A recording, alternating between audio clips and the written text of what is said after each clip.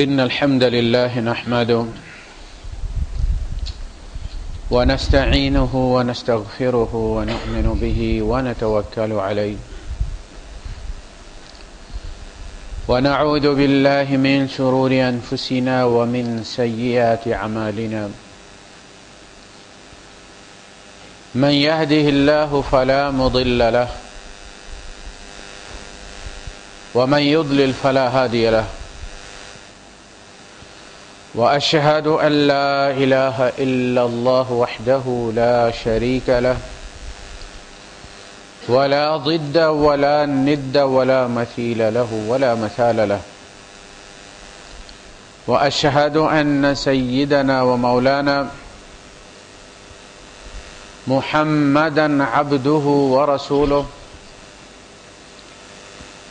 أرسله بالحق بشيرا ونذيرا وداعيا إلى الله بإذنه وسراجا منيرا فقد بلغ الرسالة وأدى الأمانة ونصح الأمة وكشف الغمة وترك أمته على المحجة البيضاء ليلها كنهارها لا يزيغ عنها إلا هالك اللهم صل وسلم وبارك عليه وعلى آله وأصحابه وأزواجه وذرياته وأهل بيته أجمعين أما بعد فأعوذ بالله السميع العليم من الشيطان الرجيم بسم الله الرحمن الرحيم نون والقلم وما يسطرون ما أنت بنعمة ربك بمجنون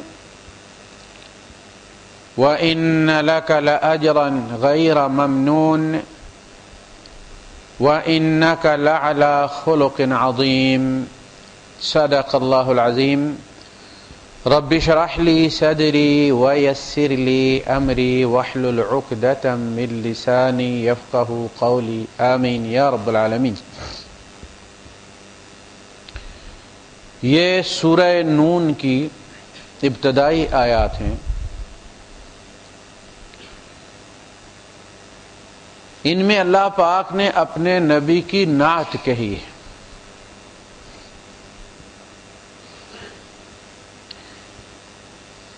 عام طور پہ لوگ نعتوں کا جو سلسلہ ہے یہ میلاد کے مہینے میں ربیع الاول میں بس دھوم دھڑکا کرتے ہیں. کچھ میلادیں مناتے ہیں, کچھ سیرت کانفرنسیں کرتے ہیں اور پھر اگلے 11 مہینے چھٹی ہو جاتی ہے. ہمارے یہاں یہ نہیں ہوتا. بعض دفعہ ایسا بھی ہوتا ہے کہ ربیع الاول گزر جاتا ہے اور کوئی خطبہ اس موضوع پہ نہیں ہوتا. ہم پورے سال نبی کریم صلی اللہ علیہ وسلم کی سیرت بیان کرتے ہیں. یہ ہر لمحہ ہمارے لیے مشعل راہ ہے. اس لیے آپ سراج منیرہ ہیں, ایک روشن چراغ ہیں. یہ وہ روشن چراغ ہے جس کی رات بھی اتنی روشن ہے جتنا دن روشن ہے.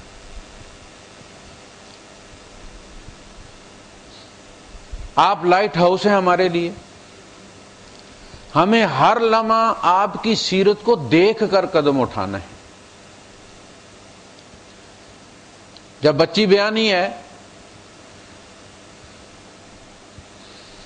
تو ہم نے یہ نہیں دیکھنا کہ چونکہ میلاد کا مہینہ نہیں ہے, ربیع الاول نہیں ہے, لہذا حضور کی سیرت نہیں دیکھنی. ہم نے دیکھنا ہے کہ اللہ کے رسول صلی اللہ علیہ وسلم نے اپنی بچی کیسے بیائی. فرماتے نا فاطمہ میرے جگر کا ٹکڑا ہے, تو نبی کو بھی بیٹی جو ہے وہ پیاری. ضمناً عرض کر رہا ہوں, موضوع میرا یہ نہیں ہے کہ یہ جو جہیز ہے جو ہم مسلمان بھی دیتے ہیں یہ اصلاً ہندو رسم ہے. اسلام کا اس کے ساتھ کوئی تعلق نہیں. اور ہندو رسم اس لیے ہے کہ چونکہ ہندوؤں کے یہاں بیٹی کا حصہ کوئی نہیں جائیداد میں, لہذا وہ پھر جہیز کی صورت میں جو بھی ہے وہ بچی کو دے دیتے ہیں تاکہ کم از کم کچھ نہ کچھ اس کی اشکشوئی ہو سکے، کچھ مداوا ہو سکے، بس اتنی ساری بات ہے۔ ہمارے یہاں چونکہ بچی کا حصہ جائیداد میں موجود ہے، لہذا جہیز کی یہ کوئی دلیل بنتی نہیں۔ ہم چونکہ نسلاً در نسلاً ہندو تھے، مسلمان ہوئے، نام تبدیل ہو گیا، لیکن ہماری فائلیں وہی رہیں۔ آپ فولڈر کا نام تبدیل کر دیں، اس سے اندر جو اس کے کنٹینٹس ہیں وہ تو تبدیل نہیں ہوتے، ری نیم کر لیں، اسے مسلم کر لیں، اندر ہم نے ساری وہی فائلیں ہندوؤں والی رکھی ہوئی ہیں، کبھی سوچا بھی نہیں کہ ہم کر کیا رہے ہیں، اور یہ ایک لعنت بن کر رہ گئی معاشرے میں۔ اللہ کے رسول صلی اللہ علیہ وسلم نے جو چکی دی تھی یا جو تکیہ دیا تھا یا جو مشق دی تھی وہ اپنے پیسوں سے نہیں دی تھی، ایک ڈھیلا نہیں دیا، وہ حضرت علی رضی اللہ تعالیٰ کی زیرہ بکوائی ہے، وہ اس سے خریدا ہوا تھا۔ حضور حضرت علی کے بھی باپ تھے، حضور نے ہی پالا تھا انہیں، وہی ان کے بھی ولی تھے، یہ بیٹے کی حیثیت سے سامان کیا گیا تھا۔ ہمارے یہاں اس جہیز کی وجہ سے ایک بربادی کا سلسلہ ہے۔ تو اصل میں بیان کر نبی کریم صلی اللہ علیہ وسلم کی سیرت عمل ہے، عمل کو عمل کے ذریعے ٹرانسفر کیا جاتا ہے۔ جو ہم نمازیں پڑھتے ہیں، یا ہم نے دیکھا ہوگا والد کے ساتھ بچہ چھوٹا کھڑا ہوتا ہے، وہ باپ کے ساتھ وہی حرکتیں کرتا ہے جو باپ کرتا ہے۔ باپ نے سینے پہ ہاتھ باندھے، وہ بھی سینے پہ ہاتھ باندھتا۔ اس نے بخاری شریف کو نہیں پڑھی، انہیں باپ پڑھا ہے۔ سنت اس طرح بندے کو بندہ پڑھ کر منتقل ہوئی ہے۔ صلو کما رأیتمونی اصلی، اس طرح پڑھو جس طرح مجھے دیکھتے ہو پڑھتے ہوئے، جیسے بچہ اپنے باپ کو دیکھتا ہے پڑھتے ہوئے تو اس کو فالو کرتا ہے۔ کبھی باپ سے دلیل مانگی ہے اس نے؟ حدیثوں سے نماز منتقل نہیں ہوئی، حدیثوں سے وضو منتقل نہیں ہوا۔ عمل سنت جو ہے وہ اسی طرح منتقل ہوا ہے پوری امت کے ذریعے جس طرح قرآن منتقل ہوا ہے۔ عبادات دن میں کتنی بار ہوتی تھی، وضو دن میں کتنی بار ہوتا تھا، کہیں تقاطع نہیں ہے، کوئی 200-400 سال کے لیے غائب نہیں ہو گیا کہ پھر بندے اونٹوں پر نکلے اور ڈھونڈ کر لائے وضو کو، اور ڈھونڈ کر کہیں سے لائے نماز کو۔ وہ تو جب سے چلی ہے تب سے چلی آ رہی ہے۔ سورج کی دلیل سورج کا اپنا وجود ہے، سنت اپنی دلیل خود ہے۔ حدیث سنت کو ثابت کرنے والے ذرائع میں سے ایک ذریعہ ہے، خود سنت نہیں ہے۔ حدیث بخاری شریف کی حضور نے کھڑے ہو کر پیشاب کیا ہے، بتائیے کیا کھڑے ہو کر پیشاب کرنا سنت ہے؟ حدیث ہے۔ اگر اس حدیث کو لے کر صحابہ نے بھی کھڑے ہو کر پیشاب کرنا شروع کر دیا ہوتا اور صحابہ کے عمل کے ذریعے امت میں ٹرانسفر ہوتا اور آج ہم کھڑے ہو کر پیشاب کر رہے ہوتے تو ہم کہتے سنت۔ حدیث سے بات ختم ہوگی۔ ایک جواز ہے کہ کبھی اگر ایسی صورتحال، اور دیکھیں اس دین کی کامل ہونے کا اور اس کی تکمیل کا انداز دیکھیں آپ، یہ کسی دین میں ایسا نہیں ہے کہ آپ کو بائی دا وے حالت اضطرار میں، مجبوری کے عالم میں بھی جو عمل کرنا پڑتا ہے اس کی دلیل نبی کے عمل میں موجود ہوتی۔ بتائیے، گھٹنوں میں درد ہے نبی کریم صلی اللہ علیہ وسلم کی، بیٹھ نہیں سکتے۔ زبالۃ قوم، ایک قوم کے کچرا گھر پر آئے، نیچے کچرا ہے، بیٹھتے ہیں، کپڑے پلید ہوتے ہیں، کھڑے ہو کر پیشاب کر لیا۔ یہ صورتحال کئی دفعہ ہمیں پیش نہیں آ جاتی۔ یعنی اس سنت میں جواز بھی آپ کو نبی سے ملتا ہے۔ پاؤں کو درد ہے، ٹخنا درد کرتا ہے، پاؤں کیسے مروڑنے وہ بھی آپ کو وہاں مل جائے گا۔ پاؤں کھڑا رکھنا ہے، درد ہوتا ہے، انگوٹھا میں فریکچر ہے، پاؤں کو لٹا لیں، وہ بھی آپ کو مل جائے گا نبی کریم صلی اللہ علیہ وسلم۔ تو اب دیکھیں نا، بغیر باپ کے بچہ پیدا کرنا اللہ کی حدیث ہے، اللہ کی سنت نہیں ہے۔ بغیر شادی کے عورت بچہ پیدا کر دے، یہ حدیث ہے کہ ہم نے مریم کو بغیر شوہر کے بیٹا دیے۔ انہوں نے کہا بھی کیف یکون لی غلام ولم یمسسنی بشر، مجھے بیٹا کیسے ہو جائے گا جبکہ مجھے بشر نے چھوا تک نہیں، ولم اکو بغیا، اور نہ میں بدکار ہوں، نہ میرا شوہر ہے نہ میں بدکار ہوں۔ یہی ہوتا نا، یہ شوہر سے لے یا باہر سے لے، دو ہی کہا، نہ میں بدکار ہوں نہ میرا شوہر ہے، بچہ کیسے ہوگا؟ قال کذالک، اسی طرح ہوگا بغیر شوہر کے ہوگا۔ قال ربک، یہ کس نے کہا؟ تیرے رب نے کہا۔ حضرت زکریا علیہ السلام نے کہا، پہلے دعا مانگی، بشارت ملی تو خود ہی سوال لے کر کھڑے ہو گئے، کیسے ہوگا؟ بھائی اگر کیسے ہوگا پہ کوئی شک تھا تو مانگا کیوں تھا؟ مجھے جوان کیا جائے گا، میری بیوی کو بھی جوان کیا جائے گا، اس لیے کہ دونوں میں کچھ نہیں تھا۔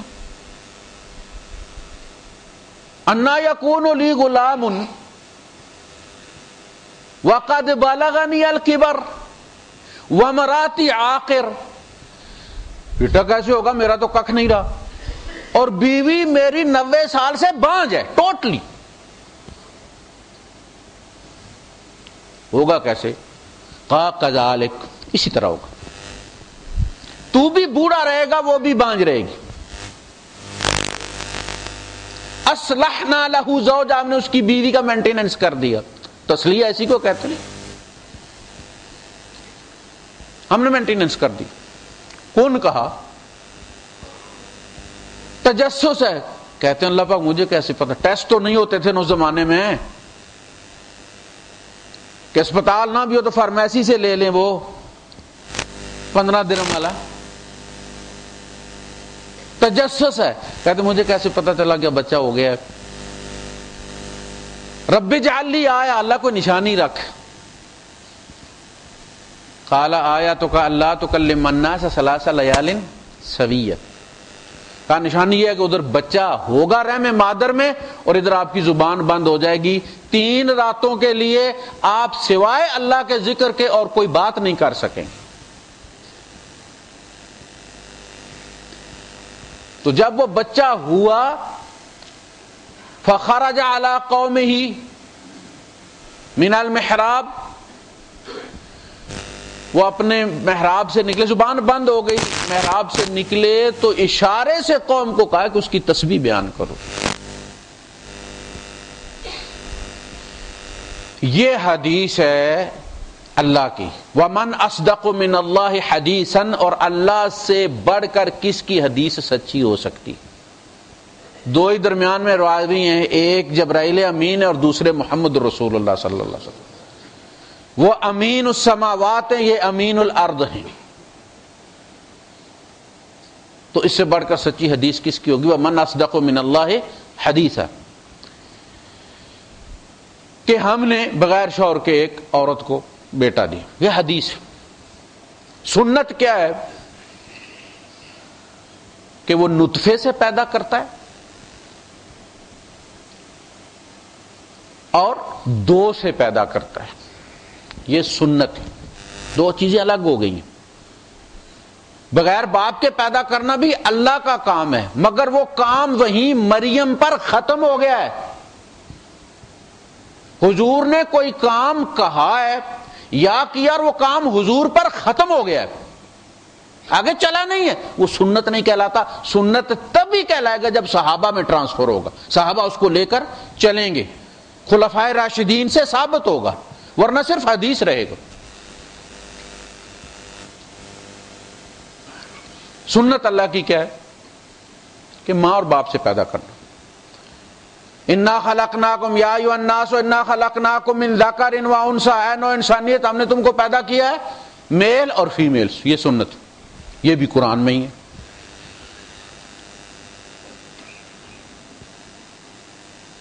اب یہ دونوں چیزیں سچی ہیں، دونوں قرآن میں موجود ہیں، انا خلقناکم من ذکر و انثی اور حضرت مریم علیہ السلام کا واقعہ کئی جگہ پہ.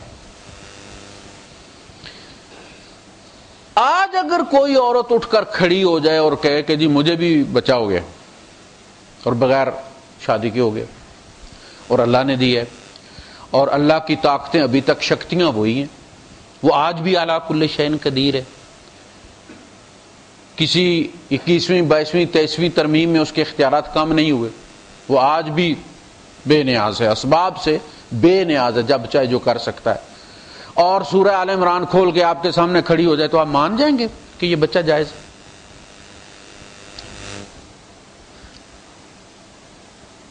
ہم نہیں مانیں گے. ہم اسے کہیں گے کہ یہ اللہ کی حدیث ہے، سنت نہیں ہے. سنت یہ ہے کہ نہ خلقناکم من ذکر و انثی.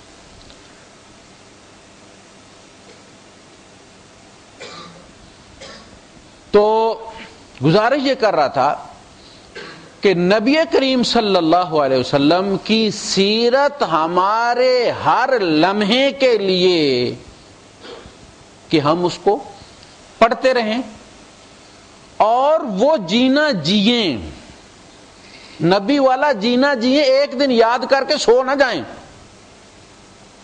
پل پل پہلا خیال جو کسی عمل کے بارے میں آئے وہ یہ ہو کہ اگر ہمارے نبی ہوتے تو کیسے کرتے اس کو. یہ ہے اصل میں نبی کا جینا.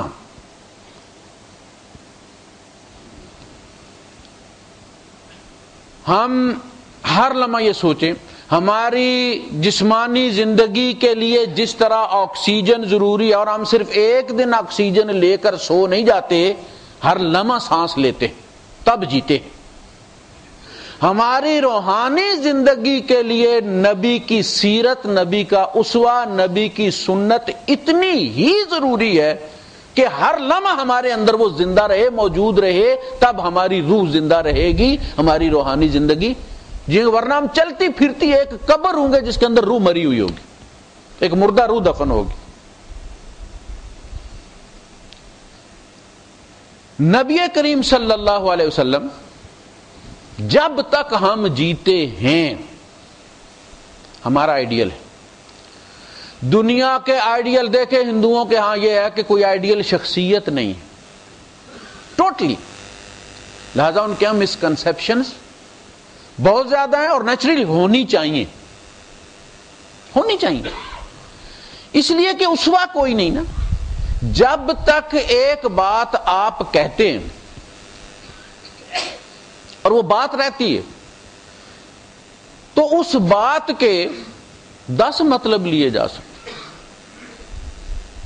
آپ کہیں گے جی کہ عربی میں فلاں جی فلاں شاعر نے یوں کہا جی، آپ اس لفظ کے 100 مطلب نکال سکتے ہیں. لیکن جب نبی کریم صلی اللہ علیہ وسلم عمل کر کے اپنا عمل اس لفظ کے ساتھ ٹیگ کر دیتے ہیں تو بات ختم ہو جاتی. اب ہم کوئی ڈکشنری نہیں دیکھیں. اب نبی کریم صلی اللہ علیہ وسلم کا عمل فائنل آرڈر ہے، فائنل فیصلہ ہے، فائنل ورڈکٹ، اور ہمیں اس کو فالو کرنا. ڈکشنریوں میں ہمیں کوئی اور پگڈنڈی نہیں ڈھونڈنی کہ جہاں سے سنت کو بائی پاس کر کے ہم نکل جائیں.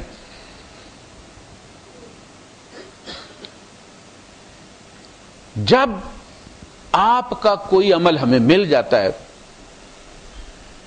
اور وہ سنت کہلاتا ہے. سنت اصل میں اس رستے کو کہتے ہیں کہ جس پر لوگوں کے چلنے کی وجہ سے وہ پامال ہو جاتا ہے، چٹیل ہو جاتا ہے. رات میں بھی آپ کو دیگر جگہوں سے، وہ جگہ جہاں سے انسان گزر کے انہوں نے وہ چٹا سا رستہ بنا دیا ہوتا ہے، وہ رات کو بھی آپ کو نظر آتا.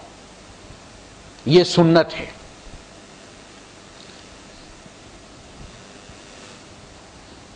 اللہ کے رسول صلی اللہ علیہ وسلم کو جب کہا گیا کہ وہی کامیاب ہوگا جو آپ کو فالو کرے گا،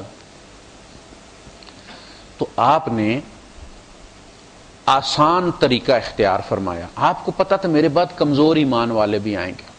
آپ والد سے زیادہ شفیق تھے. آپ نے اپنے تقوی کے معیار پہ عبادت نہیں کی، رات کو 50,000 نفل نہیں پڑھے، 8 قرآن ختم نہیں کیے۔ حضرت عائشہ صدیقہ رضی اللہ تعالیٰ عنہ فرماتے ہیں حضور کو جہاں بھی اللہ نے اختیار دیا حضور نے سوکھا رستہ اختیار کیا، میری امت میرے پیچھے آنے والی ہے وہ کسی مشقت میں نہ پڑے۔ یہ حضور کی ہمارے ساتھ ہمدردی تھی۔ ہم نے خود فرمایا لوگوں میں تمہارے بارے میں تمہاری اپنی جان سے زیادہ فکر مند ہوں، تم اتنی اپنی فکر نہیں جتنی مجھے ہے۔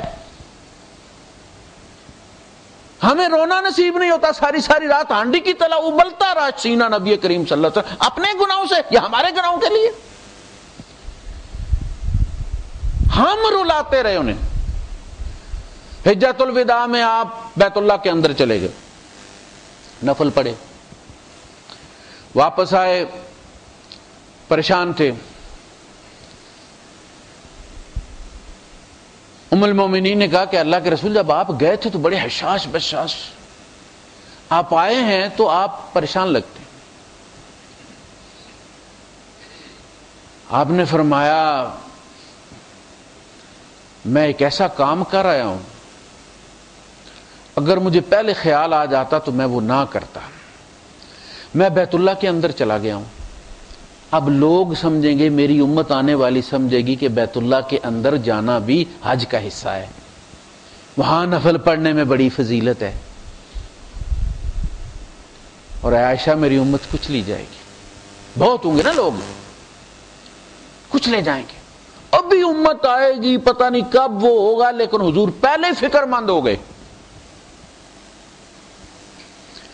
اب لوگوں نے دین مشکل بنا دیا، یہ ٹیکس وہ ٹیکس، اتنے بلدیہ ٹیکس نہیں لگاتی جتنے یہ لگاتے ہیں، یہ 12ویں یہ 13ویں یہ 11ویں یہ فلاں فلاں فلاں کر۔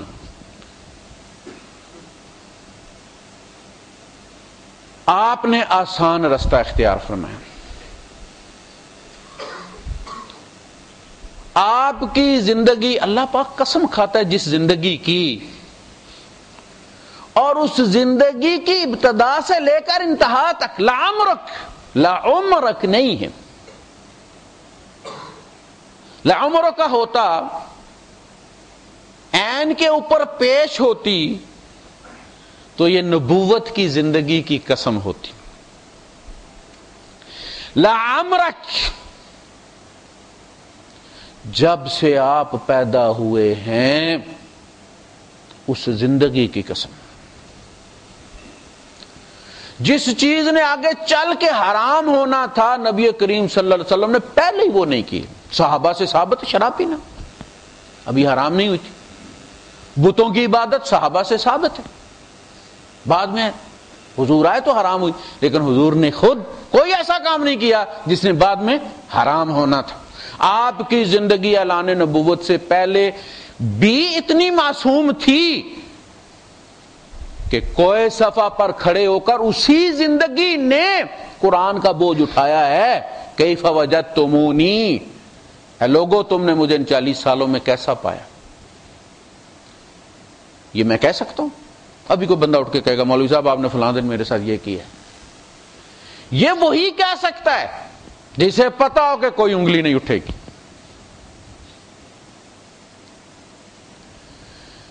اس زندگی کی قسم کھائی ہے اور فرمایا ہے کہ قلم کی قسم ہے اور لکھنے والوں کی قسم ہے، جب سے اس قلم نے لکھنا شروع کیا ہے اے نبی تیرے جیسے عمل والا کوئی بندہ پیدا نہیں ہوا۔ نون والقلم وما یسطرون ما انت بنعمت ربک بمجنون وان لک لاجرا غیر ممنون وانک لعلی خلق عظیم۔ اللہ کہہ رہا کہ آپ عظیم اخلاق کے مالک، حد ہو گئی ہے۔ وہ کہتے مجنون، اس میں 2 دلیلیں دی اللہ پاک نے، قسم کھا کے پہلے گواہی دی کہ لکھنی قلم کی بھی قسم، لکھنے والوں کی بھی قسم، آپ سب کوئی نہیں، انسان کامل ہے محمد رسول اللہ صلی اللہ علیہ وسلم۔ پھر 2 دلیلیں دی، فرمایا جو مجنون ہوتے ہیں ان کے عمل کا اجر کوئی نہیں ہوتا. پاگل نماز پڑھ رہا ہو تو اس کا اجر اسے نہیں ہوتا. بعد دفعہ وہ ایک سجدہ کر دیتا, بعد دفعہ 3 کر دیتا, بعد دفعہ آدھی نماز چھوڑ کے چل پڑتا اٹھ کے, بعد دفعہ جماعت کے ساتھ پڑھ رہا ہے, مولوی صاحب سجدے میں اٹھ کے چل پڑتا ہے. موڈ بن گیا اس کے کسی عمل کا اس کو اجر نہیں ملتا اور کسی جرم کی سزا نہیں ملتی. نماز نہ پڑھے تو کوئی پوچھ نہیں ہوگا, روزہ نہ رکھے سب کے سامنے کھڑا ہو کے کھائے کوئی پوچھ نہیں, اس کو نیکی کا اجر کوئی نہیں اور نیکی نہ کرنے پر گرفت کوئی نہیں, فرض کے ترک پر گرفت کوئی نہیں. مجنون کے لیے کوئی اجر نہیں ہے, چاہے وہ نماز پڑھے یا ایسے بھی پڑھے, تو صحیح بھی پڑھے تو بھی اجر نہیں ہے. وَإِنَّ لَكَ لَأَجْرًا غَيْرَ مَمْنُونٍ, اے نبی تیرا اجر تو وہ ہے جو کبھی ختم ہی نہیں ہوگا. جب تک ہم مسلمان نماز پڑھتے رہیں گے اجر کس کو ملے گا؟ کس نے سکھائی ہے؟ نبی کریم صلی اللہ علیہ وسلم. روزے رکھتے رہیں گے, حج کرتے رہیں گے, عمرے کرتے رہیں گے, کس نے سکھایا؟ محمد رسول اللہ صلی اللہ علیہ وسلم. آپ کا شیئر قیامت قائم ہونے تک امتی کے ہر عمل میں موجود ہے. وَإِنَّ لَكَ لَأَجْرًا غَيْرَ مَمْنُونٍ. یہ پہلی دلیل ہے کہ آپ مجنون نہیں ہیں, اس لیے کہ آپ کا اجر جو ہے وہ نہ ختم ہونے والا. دوسری دلیل وَإِنَّكَ لَعَلَىٰ خُلُقٍ عَظِيمٍ. پاگل جو ہوتے ہیں ان کا اخلاق کوئی نہیں ہوتا. چلتے چلتے آپ کو ابا جی کہہ دیں گے, چاچا جی کہہ دیں گے, اور پڑھتے بھی ماں بہن کی گالیاں دینا شروع کر دیں. کوئی اخلاق اس کا ہوتا؟ ماں کو بیوی کی طرح گالیاں دینا شروع کر دے, بیوی کو امی جی کہہ دے گا. پاگل کا اخلاق تو یہ ہوتا ہے, گزرتے کو پتھر مار دے گا. جبکہ آپ جیسے عظیم اخلاق کا مالک شخص پاگل کہلایا جا سکتا ہے؟ اگر یہ پاگل ہے تو اللہ پاک ساری انسانیت کو ایسا پاگل بنا دے, اتنے عظیم اخلاق والا.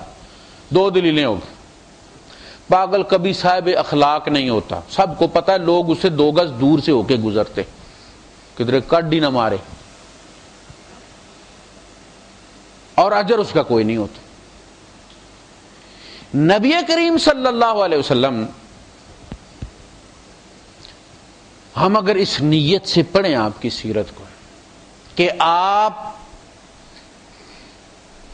اپنے گھر والوں کے ساتھ کیسے تھے, آپ نے فرمایا 2 لوگوں دیکھو, اگر تم اچھا کہلانا چاہتے ہو, اللہ کے نزدیک اچھا بننا چاہتے ہو, تو اپنے گھر والوں کے لیے اچھے بنو. یہ پیور اور خالص تمہاری نیت کا اظہار ہوگا کہ اپنے گھر والوں. خیرکم خیرکم لأہلہ وانا خیرکم لأہلی.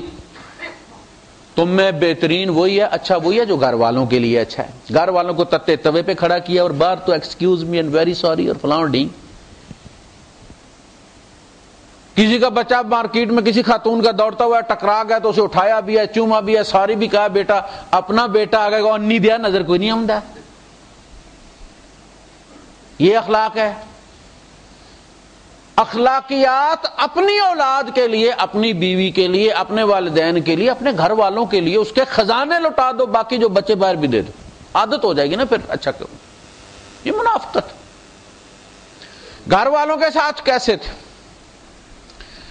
آپ کی 9 بیویاں تھیں. ایک دفعہ ام سلیم آپ کے پاس سے گزری تو اللہ کے رسول صلی اللہ علیہ وسلم کو اتنا بخار تھا کہ دور سے ہیٹ آ رہی, آپ استری کے پاس سے گزرے, آن ہو تو پتہ چل جاتا ہے کہ ہیٹ آتی ہے. وہ چونک گئی, کہا کہ اللہ کے رسول آپ کو اتنا بخار ہے؟ آپ نے فرمایا ہم نبیوں کی ہر مصیبت اسی طرح ہوتی, ہمارا بخار بھی اسی طرح ہوتا ہے. جو مصیبت بھی آتی ہے وہ میکسیمم نبی پر آتی ہے.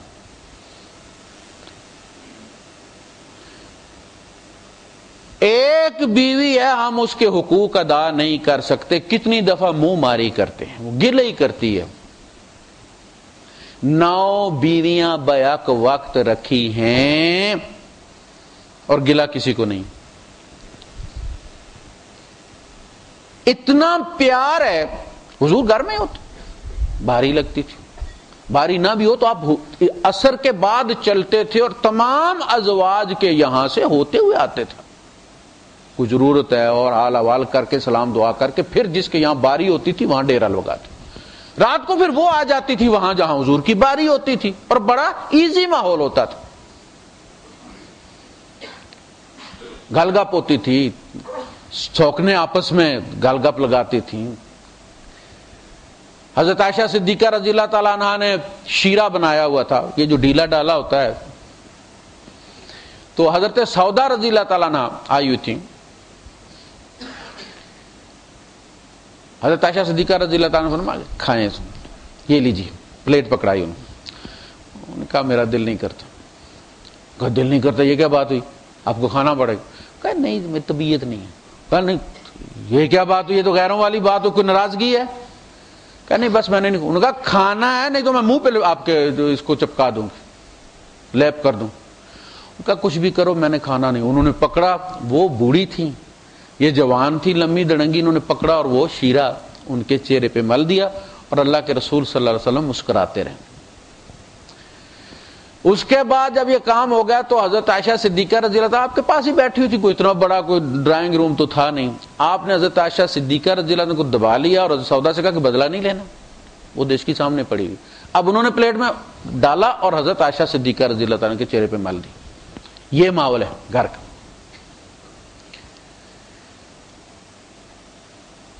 ایک ام المومنین نے حضرت صفیہ رضی اللہ تعالیٰ عنہ کو کہا کہ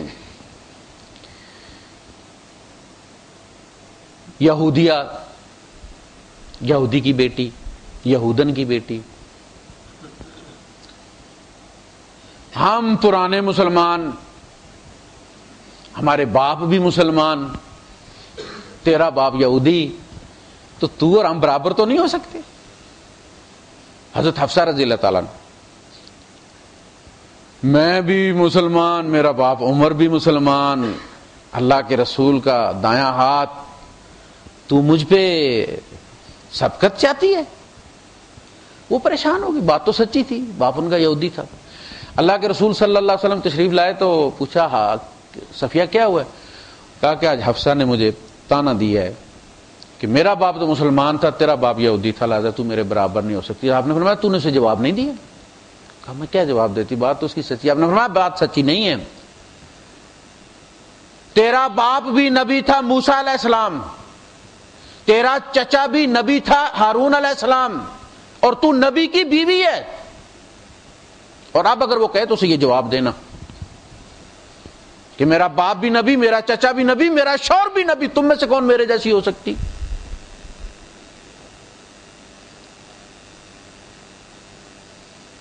حضرت عائشہ صدیقہ رضی اللہ تعالیٰ عنہ ساتھ تھی، غزوے سے واپس آ رہے تھے، حضرت صفیہ بھی ساتھ تھی۔ حضرت صفیہ کا اونٹ بیمار ہو گیا تو اس نے فرمایا کہ عائشہ تمہارے پاس 2 اونٹ ہیں، ایک صفیہ کو دے دو۔ انہوں نے کہا اچھا اس یہودن کی بچی کو میں اونٹ دوں گی۔ یہ ایک روٹین فیملی ہے، ٹیپیکل، یعنی اللہ کے رسول صلی اللہ علیہ وسلم نے 9 بیویوں کے ساتھ گزارا کیا، 9 سوکنوں کے ساتھ، ان میں ہر وہ جو ایک عورت کی دوسری عورت کے بارے میں غیرت ہوتی ہے وہ موجود تھی، وہ کوئی تھر تھر کانپتی ہوئی بیویاں نہیں تھیں۔ آپ ان کے اس جملے پر ناراض ہو گئے، ناراض ہو گئے اور آپ نے حضرت صفیہ کو اپنے ساتھ بٹھا لیا۔ اب حضرت عائشہ کو احساس ہوا کہ میں اپنا اونٹ دے دیتی تو اتنا تقرب تو نہ ہوتا، کہتے میں بڑی پچھتائی۔ حضور نے بولنا چھوڑ دیا۔ اب انہوں نے کیا کیا کہ حضرت صفیہ کو سفارشی بنایا کہ تیری وجہ سے ناراض ہوئے، تو ہی ان کو کہے گی تو وہ راضی ہوں گے۔ ان کا میں کیوں کہوں گی؟ ان کا اچھا ایسا کرتے میں اپنی باری تجھے دے دوں گی۔ ان کا اچھا ٹھیک ہے میں بات کرتا ہوں۔ اللہ کے رسول صلی اللہ علیہ وسلم عصر کے بعد تشریف لائے تو انہوں نے کہا کہ اللہ کے رسول عائشہ سے آپ بولنا شروع کر دیں، کافی ہو گیا ہے۔ آپ مسکرائے، فرمایا اچھا جی یہ سفارش کی قیمت کیا لی گئی ہے؟ ان کا جی انہوں نے کہا کہ میری باری تو لے لینا۔ اچھا ٹھیک۔ یہ ماحول ہے، کوئی مار پیٹ نہیں۔ اللہ کے رسول صلی اللہ علیہ وسلم کا ناراض ہو جانا ازواج مطہرات کے لیے، امہات المومنین کے لیے بہت بڑی سزا تھی۔ اور وہ جو کہا گیا نا بستر چھوڑ دو، وہ بھی اسی لیے کہا گیا ہے کہ تمہارے بستر چھوڑنے سے اسے تکلیف ہو، تمہارے ناراض ہونے سے وہ ناراضگی اس کے لیے سزا بن جائے، انعام نہ بن جائے کہ شکر ہے جان چھٹی ہے. دیکھو قرآن یہ کہہ رہا ہے کہ پہلے پیار اتنا ڈالو کہ وہ تمہیں مس کرے, تمہاری خاموشی اس پر عذاب گزرے. فاجروہن فی المضاجع, بستروں میں انہیں چھوڑ دو. لیکن پہلے پیار تو ڈالو نا, بستروں میں چھوڑنا سزا بنے. یہ تو انعام بن گیا. وہ کہے گا بھائی شکر, سال ناراض رہو, جان چھٹی ہے. دیکھو ازواج کے ساتھ یہ حضرت انس رضی اللہ تعالیٰ فرماتے ہیں کہ حضور کے ساتھ میں نے 10 سال خدمت کی ہے, کبھی حضور نے مجھے کسی کام پر ٹوکا ہی نہیں. میں نے غلط کیا اور حضور نے کہا کہ کیوں کیا, میں نے حضور کا کوئی کام کیا ہوا نہیں کیا تو کہا کہ کیوں نہیں کیا. 10 سال کہا جاؤ فلاں کام کرو, فلاں جگہ جاؤ, اور کہا جی نہیں جاتا میں. وہ بچوں کے کھیلنے کا ٹائم تھا, حضور نے کچھ نہیں کہا. تو یہ کہتا ہے بچہ ہے نا. آپ خاموش ہو گئے اور حضرت انس نکل گئے باہر جا کے بچوں میں کھیلنا. جب حضور کو اندازہ ہوا کہ اب وہ کھیل چکا ہوگا, تھوڑا تسلی ہو گئی ہوگی اس کے دل کی, پھر گئے. اب گئے اور آپ نے فرمایا کہ اوے لڑکے, وہ میں نے تمہیں کام کے لیے کہا تھا اللہ کے رسول میں, اور وہ جا کے ایسے پیچھے آنکھوں پہ ہاتھ رکھ لیا آپ نے. حضرت انس کہتے ہیں کہ میں نے اپنی پیٹھ جو ہے حضور کے سینے کے ساتھ لگا دی. آپ نے فرمایا میں نے تمہیں ایک کام کہا تھا. میں نے کہا اللہ کے رسول ابھی جاتا ہوں. کھیل چکے تھے نا تھوڑا سا, بچے کی ضد ہی ہوتی ہے, چلے گئے, کر دیا کام. غیروں کے ساتھ آپ کا سلوک کیسا تھا؟ اللہ کے رسول صلی اللہ علیہ وسلم نکلے, حضرت انس رضی اللہ عنہ روایت کرتے یہ ساتھ تھے, باہر نکلے. اچانک ایک سوالی آیا ہے, بدو تھا کوئی, کہیں سے سن کے آیا تھا کہ مدینے میں حضور بڑا عنایت کرتے ہیں کچھ.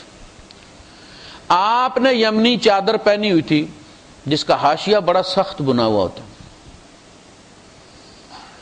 اس نے آگے بڑھتے ہی چادر پہ ہاتھ ڈالا اور جھٹکا دیا حضور کو, کہا کہ نکال مال دے بھائی, سنا بڑا دیتا ہے لوگوں.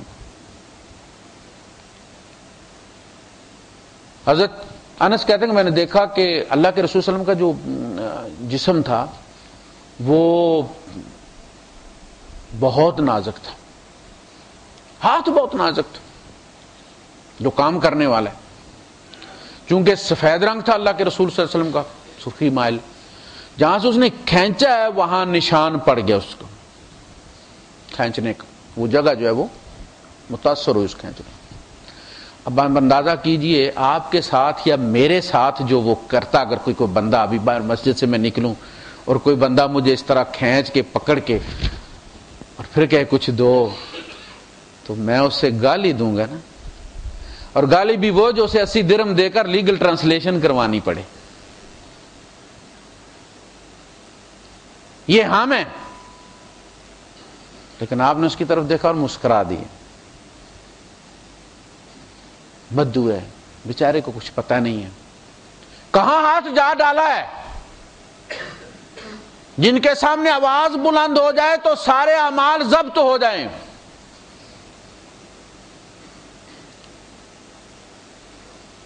وَلَا تَجْهَرُوا لَهُ بِالْقَوْلِ كَجَهْرِ بَعْضِكُمْ لِبَعْضٍ أَن تَحْبَطَ أَعْمَالُكُمْ وَأَنْتُمْ لَا تَشْعُرُونَ.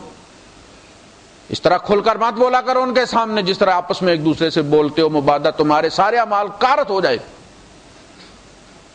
اکارت چلے جائیں, حبت کر لیے جائیں, ضبط کر لیے جائیں, اور تمہیں پتہ بھی نہ چلے کہ کیا ہو گیا تم سے. یہ وہ ہستی ہے.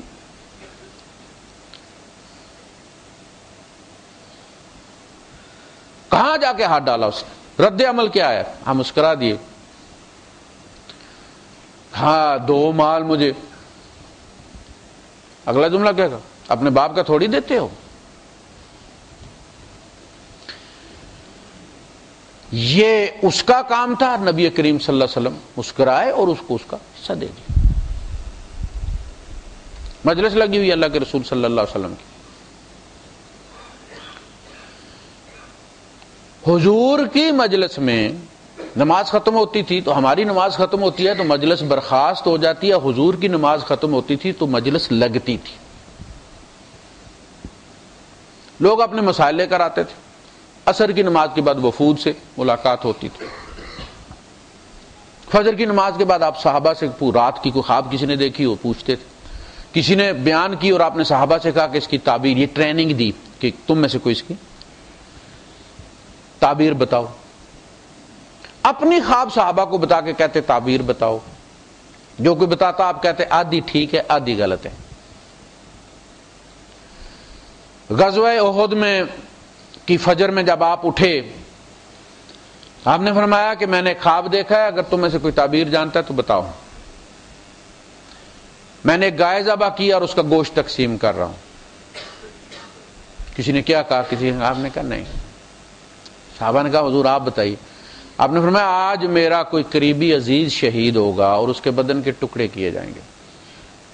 حضرت حمزہ شہید ہوئے اور آپ کا مسئلہ کیا گیا. مجلس لگی ہوئی ہے اور ایک بدو کہیں سے آیا تیزی سے، بیچارے کو پیشاب زور کا لگا ہوا تھا، کہیں جگہ نہیں ملی. اس نے کہا یہاں تھوڑی سی بنی ہوئی ہے وہ باؤنڈری سی، تو پردہ ہو جائے گا، یہاں پیشاب کر لیتا ہوں. اب وہاں کارپیٹ تو بچھے ہوئے نہیں تھے کہ کوئی فرق محسوس ہوتا گلی میں اور مسجد میں.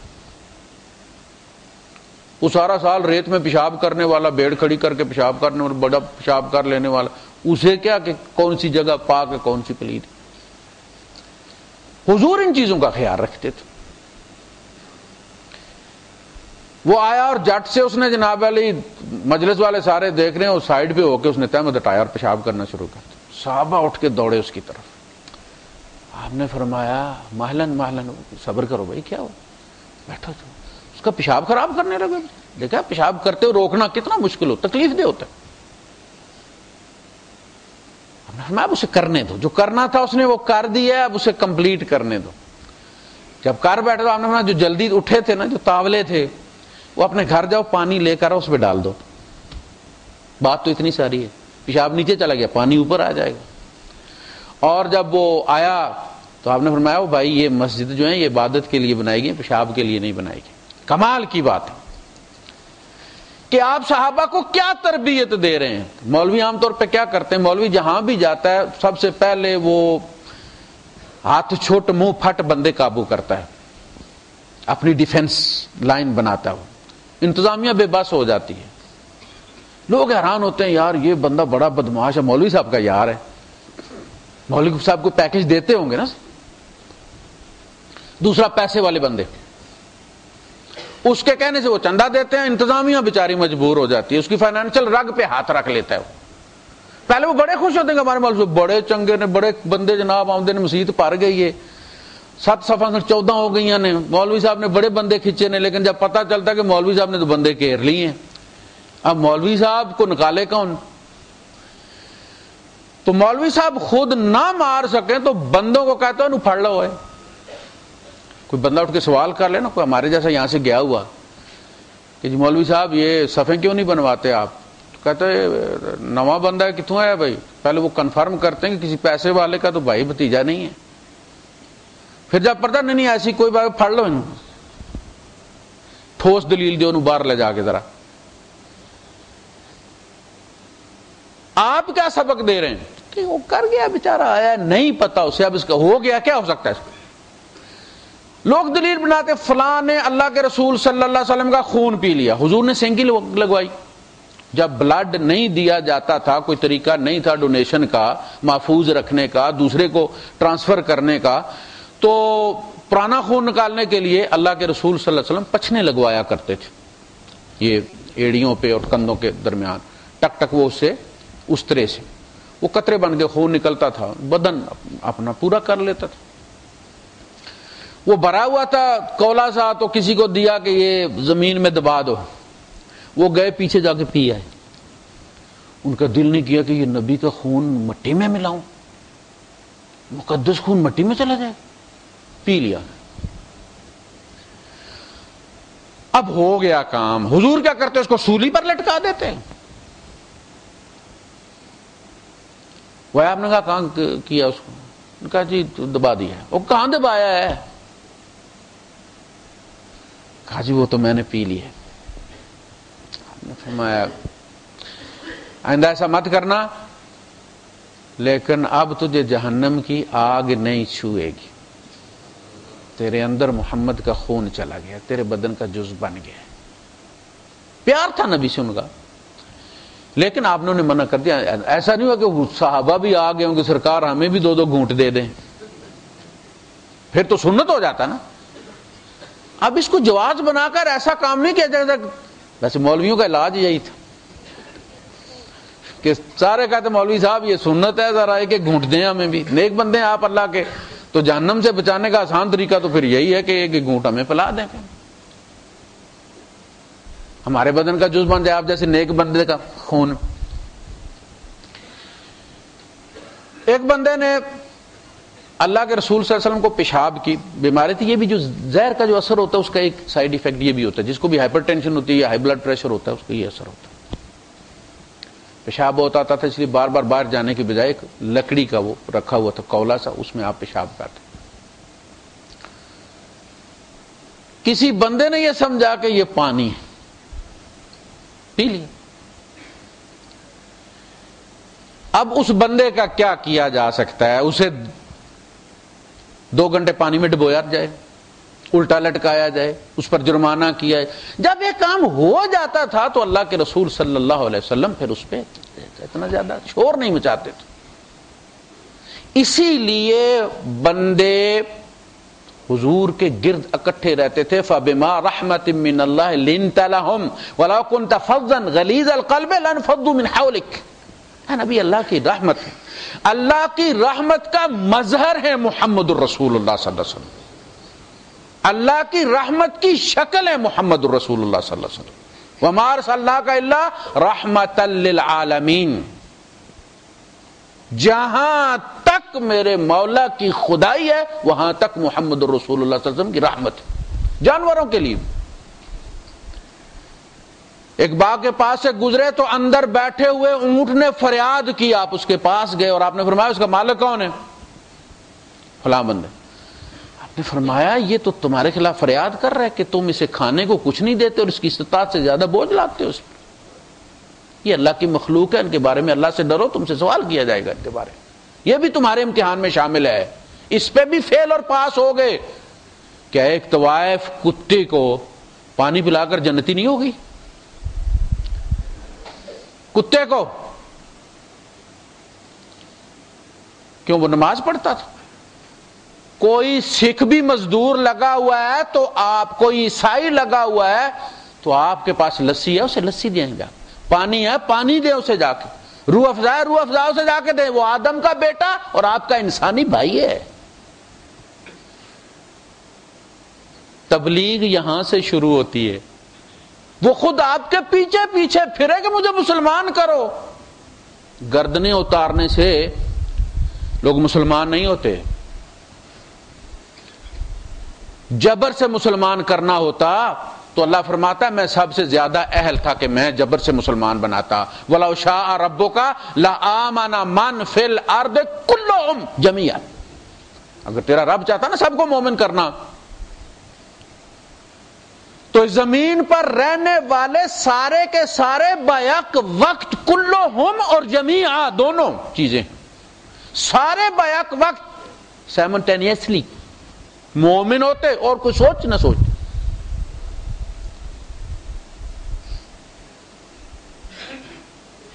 افانت تکرہ الناس حتی یکونوا مومنین۔ جب رب تیرا مجبور نہیں کرتا تو نبی تم مجبور کرو گے لوگوں کے کو مومن۔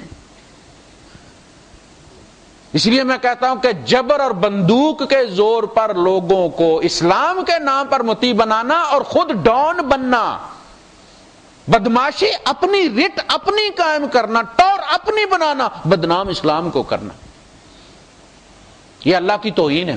جبر سے مسلمان کرنا اللہ کی توہین ہے۔ بیٹی کی کن پٹی پہ گن پوائنٹ رکھ پر اس کو شادی پہ راضی کرنا، بیٹے کے قدموں پر ماں کا دوپٹہ ڈال کے اسے مجبور کرنا کہ وہ کسی لڑکی سے شادی کرے، یہ اس لڑکی کی توہین ہے۔ کیا رب اس قابل نہیں کہ فیس ویلیو پہ اس کو رب مانا جائے؟ کوئی کمی ہے اس کے سلوک میں؟ اس کی عطا میں کوئی کمی ہے؟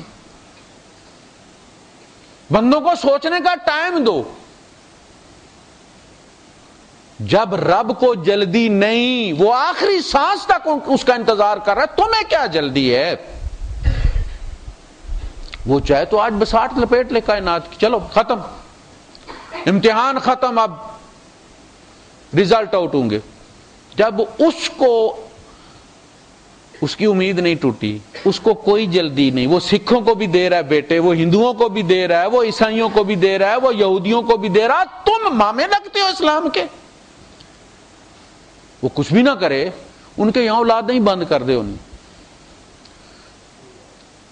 ہندو کون سے ہمارے بابے سے آ کے مانگتے ہیں جو انہیں بچے دیتا ہے؟ آپ کسی سے کہیں نا کہ یار عیسائی کہتے ہیں کہ عیسیٰ علیہ السلام، جیسس کرائسٹ جو ہے وہ اولاد دیتے ہیں، ہم ان کے نام کی من گئے، بغیرت جھوٹ بولتے ہیں، اللہ دیتا ہے۔ یار ہندو کہتے ہیں کہ درگا دیوی جو ہے وہ بچے دیتی ہے، وہاں جو ہے وہ ماں اشنان کرے، جا کے نہائے اور پرساد چڑھائے وہاں جا کے، تو اس کے یہاں بچہ پیدا ہوتا ہے۔ تو آپ کیا کہیں گے؟ بکواس کرتے ہیں، یار اللہ دیتا ہے، دیکھو یہ بتوں سے منسوب کرتے ہیں، اور ان کو اللہ دیتا ہے تو تمہیں دولے شاہ دیتا ہے بغیر تو؟ کافروں کو اللہ دیتا ہے، تمہیں نہیں دیتا۔ اور کتی چھ جنتی ہے، کس کا تعویذ ڈالتی ہے؟ کس بابے کے درگاہ پر جاتی ہے؟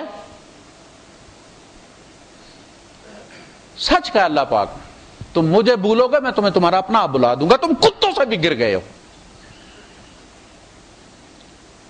وَلَا تَكُونُوا كَالَّذِينَ نَسُوا اللَّهَ فَأَنسَاهُمْ أَنفُسَهُمْ۔ تمہیں خدا کا خیال نہیں، کوئی اپنی انسانیت کا تو خیال کرو، جو اقبال نے کہا ہے کہ اپنے من میں ڈوب کر پا جا سراغ زندگی، تو اگر میرا نہیں بنتا نہ بن، خصمن اکھا، اپنا تو بن، اور انسانیت کا تو خیال رکھ۔ وہ جب تک اسے انسان سے امید وابستہ ہے وہ پیدا کرتا رہے گا، اگر اس کی امید ٹوٹ جائے، اس نے بساط اٹھانی ہو، تو وہ پیدا کرنا ہی چھوڑتا۔ لہذا اخلاق سے تبلیغ کی ابتدا ہوتی ہے۔ آپ کا عمل ایسا ہو، آپ اندازہ کریں کہ ایک یہودی آتا ہے اور وہ کہتا ہے کہ وہ آپ نے جو مجھ سے وعدہ کیا تھا، آپ نے کہا تیرا وعدہ ابھی آیا نہیں، وقت نہیں، ابھی تھوڑا وقت رہتا ہے۔ انہوں نے کہا نہیں مجھے پیسے ضرورت ہے، اور دو بارہ دینے تو تم نے ہے نا، پیسے لیے ہوئے نا، مجھے اب ضرورت ہے، دو۔ ابھی تو اپنے عہد کا خیال کر، اور وہ دن آئے گا تو میں کوئی بندوبست کروں۔ انہوں نے کہا نہیں مجھے چاہیے، نہیں تو میں آپ کو یہاں سے اٹھنے نہیں دوں گا۔ 5 نمازیں حضور نے مسجد نبوی میں ہاسٹیج بن کے پڑھی ہیں، صرف نماز کی اجازت لیتے تھے، پھر مسجد میں بیٹھ جاتے تھے۔ صحابہ اس کو گورتے تھے، کہا خبردار، مجھے ادا کرنے کی تلقین کرو، اور اسے قرض واپس مانگنے کے لیے کہو کہ بھائی ادب سے مانگتے ہیں اور اچھے طریقے سے مانگتے ہیں، لیکن حضور نے نہیں کہا کہ اس کو پکڑ لو۔ ہوا کیا؟ 5 نمازیں گزری، وہ یہودی کلمہ پڑھ کے مسلمان ہو گیا کہ اللہ کے رسول میں آپ کا امتحان لے رہا تھا، چونکہ اللہ کا آپ جو تورات میں آپ کی نشانی لکھی ہوئی ہے دیکھیے کہ ان کی رحمت ان کے غصے پر غالب ہوگی، میرا جو آپ کے پاس قرض ہے وہ بھی، اور جو میرے گھر میں جو کچھ بھی ہے وہ سب کچھ میں آپ کے لیے وقف کرتا ہوں، آپ جہاں چاہیں اس کو استعمال کر سکتے ہیں۔ وآخر دعوانا الحمدللہ رب العالمین۔